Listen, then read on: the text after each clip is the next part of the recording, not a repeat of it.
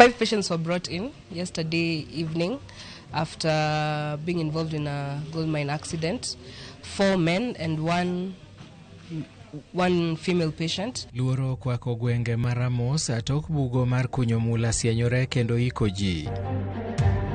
Obed fence onge rot ni kuma ramrama kata nyalo wuogi kocha tituch gi kocha kata giri olalok dinge kuma ngato dhigo. Sama koth osechwe to koro mondo mi wadir mzigo kawa long time. Johala e boma Mayala onyiso luoro margi e wi jimruok mar kuo e chiro Mayala. Wherever you are and you have registered for an ID, please go back to where you registered your ID and pick your ID. Yo Kenya mopande magi odiwe apise mag Huduma Center okwa mondo dhi okawgi.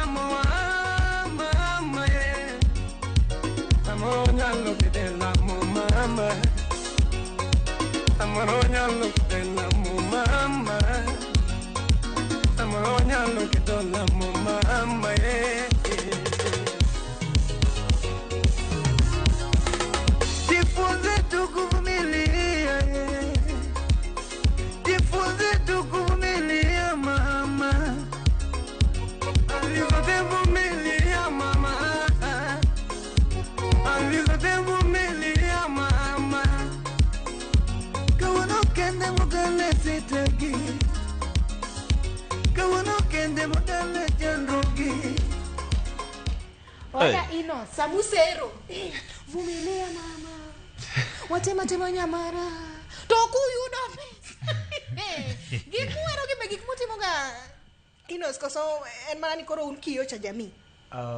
Okingeni pile wan jothum. Wan gande speaker mar jopiny. Yes. Koro nitire gino masamoro nitie jomodak e kenj. Koro nitire weche masamoro gigombo winjo to samoro jomoko gin raf gionge gi weche go samoro. Koro samoro koko tiyo kumo kaka jothum. To ngatoko kacha chande mawinje. Nyalo tiyo kodgi. Karibu sana. Wamoro nyabedo kodi kendo as compared to last time mane wantie kodi kauna neno kidogo kaen gi power. Aneno kata look ni opogore osiepa. Ler. En mana kakinda. Gimoro to donjo sani koso chal nade. En mana katemo. Yes. Yeah. Anyway wamoro nyabedo kodi kauna nini. Nanno kimojo pado moro I think 2 weeks ago. Yeah. Nyamara. Nyaduse. Yeah. Ngiso pado mar Nyaduse ni endi eo machuok nikech nitie pado moro mane ni wacho ni podi ne chiro. Niko soko na a release last year though. Yes, sani en gi around 10 months. Koro Nyaduse. Yes. Nyaduse was just a composition. Nen chieng moro na woke yore mag manyogi. Koro kana bedo kayueyo. To napoka lines mag Nyaduse go chako morewia. Koro nabeda piny to temo plote nokodhi. Koro ka nadhi live performance mar osiepa moro somewhere noken jaludho. Koro kanyende ma ka ja pianist no chako audio piano tapoka rhythm ne koro chako flow. Okay. Yes, koro it's a love song. To ahore e jabi mar Joluo mostly. Yeah. Very nice. Manso ni kai nyathi manyako manyaluo mano special dedication. Yeah. Ne iniwuon. Okay, sama koro wadhi mbele kama endi ngeni 2026 sudo very fast. Yeah. Ango expect kwa miko pogre kod Nyaduse na bende kani mujoni. Angi thumbe malara boro. Okay. Manie studios. Dogin studios mopogore. Angi project milongo ni Baby ni Bembeleze. En Kidojo Ghana. Okay. Togi other projects. Koro apango mondo bango maendi. To hikra maandalizi mar video and all that a team Baby ni Bembeleze. Then achake kaka my first upload. Wow. But koro from there adhi koro ka adhi loro thum back to back. Okay. Yeah. Wache love gito chal ni hero saidi. Oking'eyo kithor maduong' society en ga hera. Yeah, koro mage manyaka owuoye. Okay. Sawa. Ino savi Kenny sayudo manager nikech pogruok mana kaka lino wacho pogruok neno mang'eny. Ka wachako gi duondi kanyo twech be tweri maler sana. Dibe ni yudo manager moro koso ine miji panga kendi. Poka nwang'o manager. Though support nitire mayudo kuom jogo ma ohero tich matimo. And then pia an bende koro atemoga mateka mi thum my first priority. I mean thum first priority. Then I dedicate my resources and time. Munda akikisa ni gikone to at least achieve gimoro. Yeah. Kisungu ma apenji kapokwa ni yueyo cha makoro ichwako nwago ajawaka. Kisungu ni mwadwa mielo igani kusipa na wiki Kiswahili. Tumbe gani tire madhi release bange. Tire moka compose pure English. Moka keto in pure Kiswahili. Moko tingo mixture mar Kijaluo, Kisungu, togi Kiswahili. Kora aparoni it's a unique style. And then bende ajawa music sani king'eyo okalo boda. Okay na luo thing kaka kitambo. Mateni target wider audience. Yes, koro kidhie comment section. Ang'eyo gande comment section abroido ka ng'ato comment ni mimi ni Mkisi. But napenda vile nafanya, mimi ni Mkamba. So to balance it up, atemo ganda bigi akik Kizungu, Kiswahili mondo ji kanyakla wasongo godo. Giwe mielo mana beats koro, giwinj nyaka wach be mantie ye kanyo. Yes. En gima mita enya. Yeah. Kole usonge gima moro waga ni wante kae to waneno ng'ato ka grow. Yes. Mana kaka iya wacho chien kanyo endo Inos mano biro kae to gi Inos maka wuono. Adere mana kaka ineno nitie pogruok moro. To Inos of course mana kaka ing'eyo higa mabiro ni endi wadhi donje weche mabende dhi korka luto ombulu. Ema bende campaigns ani endi dhi mbele koni gi kocha. To un kaka jongolo itiyo kod yo mopogore koda jotelo gi eki. Binyalo golo pado ne jatelo kata inyalo kawo side mar party kaka jangolo. Okay. Nitire tuma oking'ene wadongo e gwenge kocha. Yes. Wan bende wang'eyo ganda tu changamoto ma jopiny kale. Koro nitire samoro jatelo ma ineno ni ng'ani to nigi potential. Maybe ka wanyalo wuok oko mondo wakonye lando sera mage to at least onyalo mako piny. Koro ka yudo chance mar timo ne thum, maybe ka odwaro mondo timne thum mano anyalo to kata ko kamano to an bende personally nitire ng'ano ma ahera kaka ja siasa ma samoro ber. Koro anyalo kawo tu seche kaka nitire thumbe ma akompos ne ja siasa moro e pinywa como wuoke. Koro en anyalo tima heartedly nikech ang'eyo ni awuoyo bende duond jopiny mamoko ma samoro be gombe to gionge nyalo magi nyalo chopo go duondgi. Ka watieko Savi, thum miwero ni ng'enyne igoyo gi band live. Lakini in gi band kata in gi plan mar bedo gi band mbele ka? Okay, plans mag bedo gi band nitiere. But gisani asabedo ka atiegora kuom band ma nitiere mag jomoko. Okay. Though atiyo matek mondo akikisani band either ayude kapok higa orumo. Kodeko to maybe next year nikech nitiere some equipments ma asachako yudo in place. But for now I'm able marni ka ng'ato luonga biesone. I think I can deliver. Ka iudo show mora sani nyalo kwayo equipment so they go. I've got jok manyalo konya time jonyi duonge. Marafiki. So mora ka yudo to anyalo deliver. Koro nkech neno ka time koro wewa kaindi kaber watie ki paro ne mafans gi kaka inyalo yudi mbui yudi gi nying mande yudi platforms machalo nade. Okay, iluonga ni Inosavi.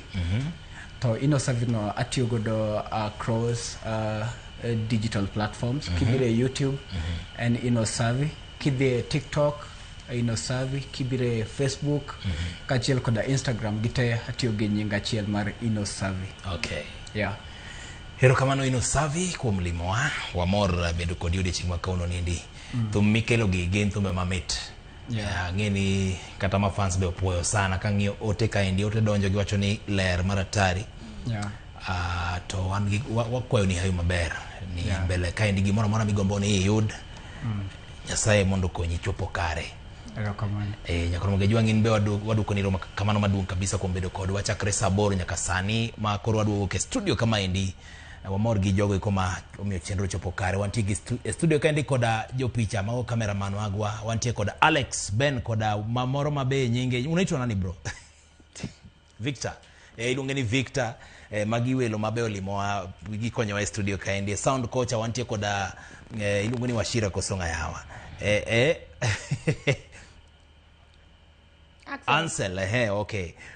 Liz pia tuko naye pale. Liz machielo benitie kanyo. Wantie goda Karo ima usebedo ka go koko eita ka amepiga kelele kwa masikio yangu sana lakini anafanya kazi safi. Asante sana pamoja na Sam pia hapo kwa gallery. Tich maber maratari. Anadu kaindi sang'ono tino makawono ni kakelo ni chenno mar Ramogi Night Disco riti masani. Gimoro mora mitimo nyako ngajwanga. Angeni koro wasedonje weekend. Make sure ni tingo pachi full. Nyathi ma nyako wuothe gi pesa ni mora ol ganjao. Tinge nyasweta ni moro ma ok ni koka ise wangi ise liel koka idwa dhiri eba. Logani Lynn Ramogi Nyakach nyaka kendo kinye thum dag mor orit masani.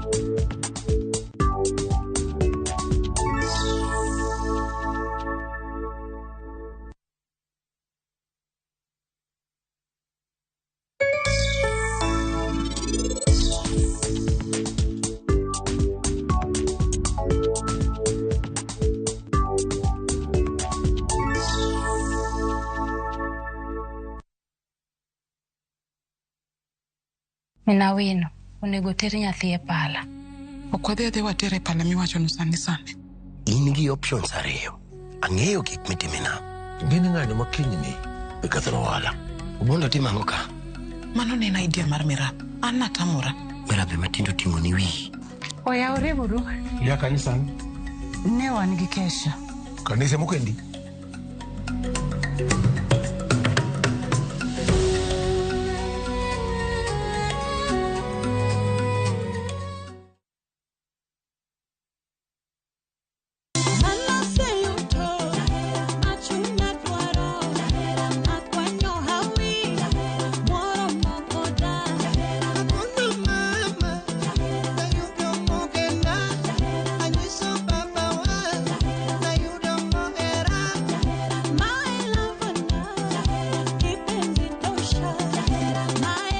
Jaloka akasikiza tune mari di *860 *417#.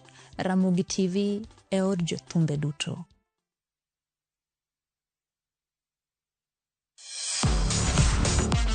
Ne thuolo mar yudo weche tuke duto nyaka mopondo. Mbaka makende mag jotugo kendo mag jomolonyo weche tuke. Can you believe it?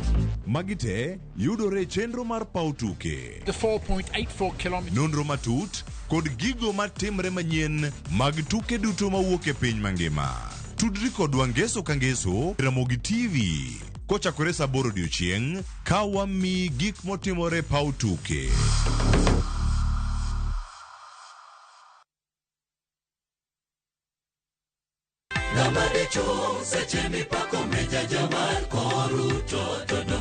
Arwaki kendo e chenro mar Injili ngima. Injili makelo ngima.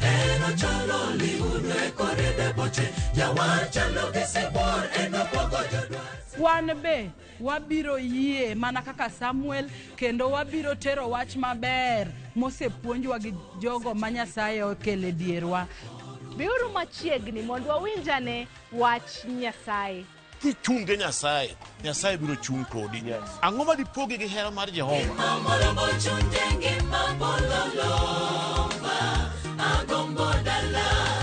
Injili ngima. Sabato ka sabato, chakre saa 1 okinyi nyaka saa 3 okinyi. Kik bai.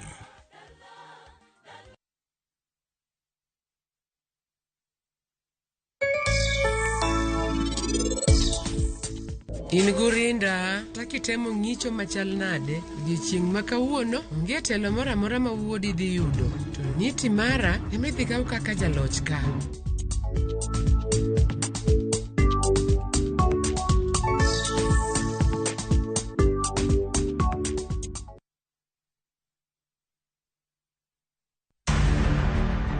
Ne oluonge ni hera.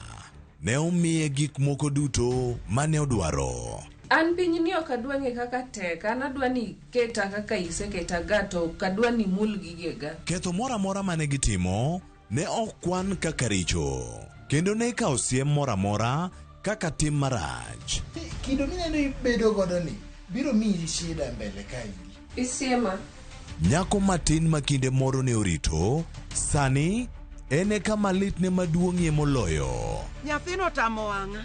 Adwaro ni mondo paso bi wuona kode olamne jochiende machandego mondo dhiyo. En sigana machuoyo chuny ewi bedo janyuol, sunga, koda rach mar bedo gi hera maonge tong'. Ding'enda janyuol. Kik mul nyanja ewi Nam Cinema, Jumapil saa 2:15 otieno kod saa 4 otieno. Kik bai.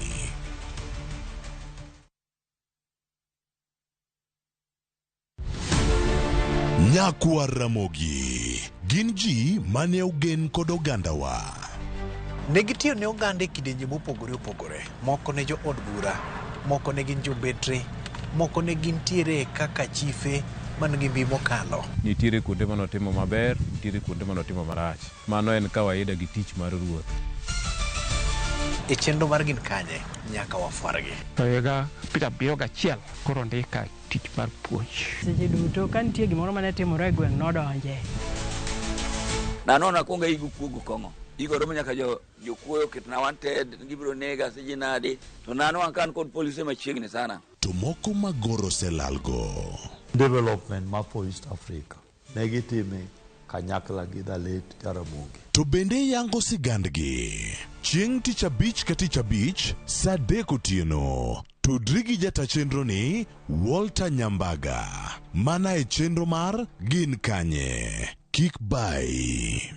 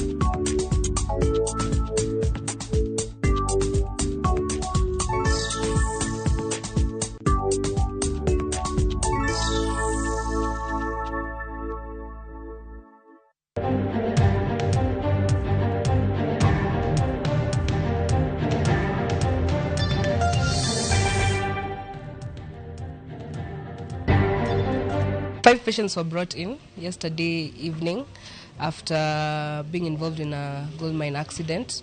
4 men and one female patient. Luoro kwako gwenge maramos atok bugo mar kunyo mula sienyore kendo iko ji. Obed fence onge rot ni kumoro amora kata nyalo wuogi kocha tituch gi kocha kata giri olalok dinge kuma ng'ato dhigo. Sama koth osechwe to koro mondo mi wadir mzigo kawa long time. Johala e boma Mayala onyiso luoro margi e wi jimbruok mar kuo e chiro Mayala. Wherever you are and you have registered for an ID, please go back to where you registered your ID and pick your ID. Jo Kenya mopande magi odiwe apise mag Huduma Center okwa mondo dhi okawgi.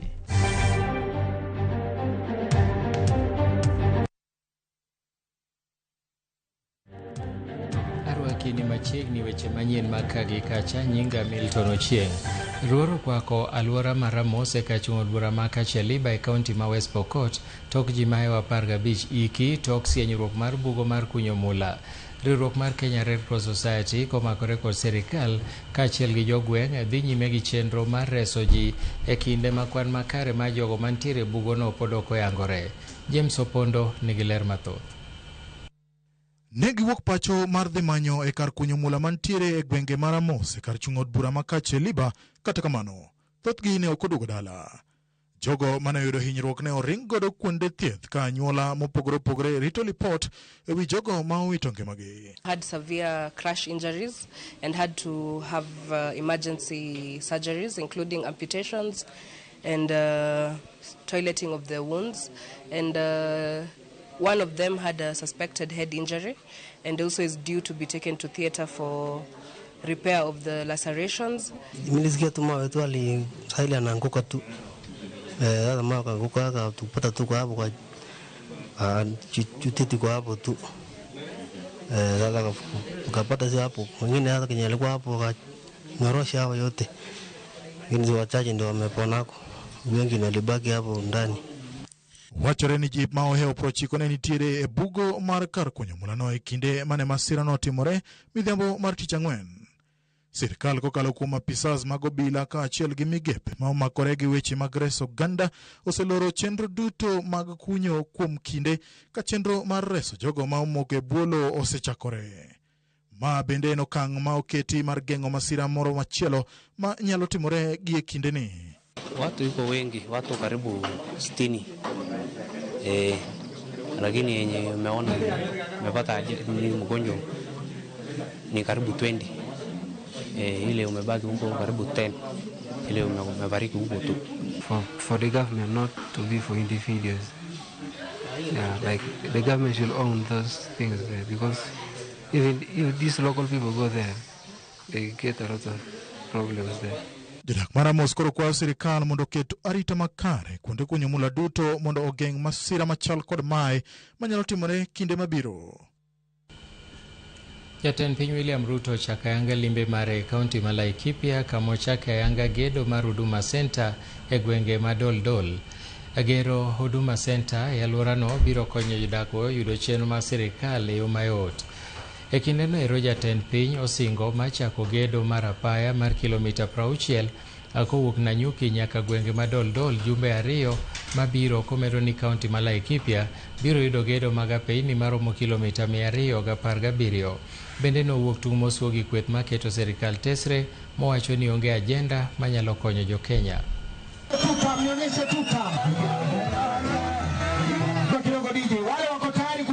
Wale majamaa wengine ajenda hawana, mpango hawana, sera hawana, hata akili hawana. Kazi yao ni matusi mingi na hakuna mpango yoyote. Si mnawajua? Ni kweli ama si kweli? Mnasema tuendelee na kazi ama mnataka watuletee matusi? Tuendelee na kazi? Mnasema tujenge barabara yenu hii, tuwajengee masoko, tuongeze watoto shuleni, tupange mambo ya kilimo, tupange mambo ya matibabu. Wangapo wanasema tuendelee na kazi. Kwa hivyo nyinyi watu wa Laikipia mnasemaje? Ati Laikipia mnasemaje? Kutoka tuanze kuchaguana. Tumepewa ahadi za Nanyuki Doldo Road mpaka tukachoka. Sasa imetimia na umetuletea contractor na barabara itaanza. Ile tu Your Excellency the President tutasema huyo contractor akuja akijua tuko na vijana na wasichana wetu ambao wanajua kufanya kazi. Asijaribu kuleta mtu kutoka nje. Hapa sisi tuko na shida kubwa sana ya maji. Sisi tukipata 2 mega dams, moja pale Keresure na ingine upande ya juu ya Sirimon, tutakuwa tumesuluhisha maneno ya maji. Jawachelo duond bura mar ODM Philip Tale koro chiwo ler kowacho ni ogai mar chamano Dr. Oburu Oginga ngima ka siling kendo ni kare. Apisa mar ODM ne olero ni ogai mar ODM no nitiere thurka kendo biro dhi nyime gi tayo duond bura mar ODM e yo malong'o maonge oharo. Because today we've been invited to news by some of the local dailies questioning where our party leader is. With permission from my party leader, the Senator Dr. Oburu Oginga, I want to assure you the party leader is very okay, is fine. And you know, when people start questioning about the whereabouts of somebody, that tells you how important that person is, isn't it? So we take pride in that. We are very happy that our party leader continues to attract news. He's becoming one source of news that everyone wants to look up to, and we want to assure you that he is very okay. And tomorrow we'll be seeing him somewhere in the alma mater of his late father, speaking and roaring. Governor ma Trans Nzoia George Natembeya mabende na achiel kuom jodito makwedo piny owacho owacho ni jotelo mag riwruok makwedo piny owacho osechako okang' mar manyo jachung' achiel mabiro rakore gi jatend piny William Ruto e yiero maduong' mabiro. Kanowuoyo seche manorado kod jodongo mag Agikuyu, Natembeya nolero ni kwethgino bende biro tiyo machiegni gi kweth mar Linda Mwananchi mar bedo kod teko makare motelo ne yiero ma higa manyien. Okang' mar manyo jalno mabiro ting'o bandera e kweth maketo sirikal tesre en maneno ni gitero pacho William Ruto. Kwa hivyo sasa tunasema sisi ni viongozi pamoja kwa shauri ya uongozi wa 2027. Mambo ya Mount Kenya ni sawa, tuko na wao. Lakini kwa meza ya uongozi tuko nyuma ya George Natembeya. Na tumeamua ya kwamba pahali ataenda kama Ruthu na Naomi wa Biblia, sisi tutamsikiliza. Na sisi tuko kama jamii ya Wakikuyu hapa, na tutazidi kujikusanya wote ili tukue na mlengo moja. Uonage mtoto yako umesomesha, badala ya kupelekwa kotini na makosa anapigwa risasi hadharani. Sisi hiyo ndio kitu imetutoa kwake kabisa. Kwa hivyo hatutarudi pande hiyo. Tutatembea na George Natembeya ili watoto wetu apone Hatusemi wafanye makosa, kama kuna makosa siyapelekwe kotini. Twahitaji viongozi, hatuhitaji wanasiasa. Na vile tumemwangalia George Natembeya, tumekuja kugundua yeye tuko na Kibaki wa pili. Sisi na wenzetu wala ambao wanalinda mwananchi tutakaa chini, tutacraft line-up ambayo ni nzuri. Na sisi tumesema kila mtu asingangane kuwa captain, kuwa kiongozi, kuwa flag bearer. Hapana, tuangalie Wakenya wanataka nini. Wakenya wanataka ni for the first time ikuwe ni interest ya Mkenya. Sio interest ya Natembeya ama ya Rigiji ama ya Matiang'i ama ya Kalonzo ama ya nani. Interest ya mwananchi. Moko kuom johala e boma Mayala onyiso luoro margi ewi jimbruok mar kuo e chiro Mayala, gino magiwacho ni kelo kod onge mar chiel moluoro chiro no. E twak margi gi jofwamb weche, johalago wacho ni kata mana chukdar magise temo ndiko kanyo mondo mi orit chiro no bende bedo maluor kaluwore kod monj kod nek ma jonjore moko osebedo katimo e chiro no. Ka e thuolo mokalo chukdar 2 nowito ngimagi e alworano. Gie kinde ni johalago bende ywago chido mar bomano kaluwore kod chal marach mar odundu mag pi, gino makelo chuodho e chiro ahinya te kinde koth. Amora obed fence onge rot ni kumoro amora ma kata inyalo wuogi kocha tituch gi kocha kata giri olalok dinge kuma ng'ato dhigo. Wan gi jomtumba ma uso mtumba sani weather rach adier, weather osebedo ka rach nyaka ne koth chak chwe, koth ne osechwe for long. Jolewni ka koth ochako chwe kata bed mana saa 5 ting'eni koro giloro gidhi dala. Jotendwa wadwaro chiro manyien, chiro manyasani molos kendo moger makare. Chiro te ber to gima rach ni taya koro menyonwa jokuoge kadonjo ng'iyo gigewa nikech gigewa nindi chiro ka. To tayano odhi konyowa imenyo jokuoge nikech chiro pod ok obedo fenced. Chiro jakuo nyadonjo kamoro amora taya menyo ko bing'iyo ni koro taya ni chiro nikech chiro pod ni kamano. To wajuogo pesa moromre gi taon adier. To onge tiende mondo wajuogo pesa bila. No, eni sama koth osechwe to koro mondo mi wadhir mzigo kawa long time. Koro wakwayo ni ka joma usika winjo duondwa sani mondo gine kaka chiro nyalo bedo kata maonge chuodho. Gine kaka giloso mondo transportation golo gik moko ndara girwak chiro mondo obed maber. Jopuonj mag nasari e kaunti ma Migori okwedo weche maliekore ni chulo gi osara manie kind siling 4,000 gi 8,000. Jopuonj go wacho ni jopuonj ma otiegore e certificate e ten kaunti ma Migori chulo omenda maromo 28,000 ka mago man gi diploma yudo 39,000. Jopuonj go wacho ni weche mosebedo kaliekore ni chulo gi omenda manie kind 4,000 gi 8,000 osemiyo giyudo achaya kowuok kuom moko kuom jopiny. Nondi kaka ja certificate to nichulowa sechego nichulowa siling 10,000 gi 500. Sani ichulowa siling 28,800 gi 50. Sama wuoye koduni jo diploma ichulo siling 39,000 siling 39,800 gi nyiriri moko ewiye kanyo. Wach moro ne temo winje media ni ichulo jopuonj siling 4,000 mara ni 8,000. Mago nyalo bedo jopuonj mondi kod board. Wan nyaka ne wadonj kaeri in the year 2016 mondika ochak chula gi siling 10,000 kod 500. To kochakore gi kanyo waseidho. The 4,000 to 8,000 shillings that is being talked about, this was a general figure that is being paid to ECD teachers that are not employed by the county government but have been engaged by communities in our ECD schools through the board of management of such ECD and comprehensive schools. So across the county, this ranges between 4,000 to around 8,000 shillings. But the county employed ECD teachers are dictated, the employment terms are dictated by the scheme of service that I mentioned earlier, that pays the lowest earning teacher a total of 26,650 for the certificate ECD teachers.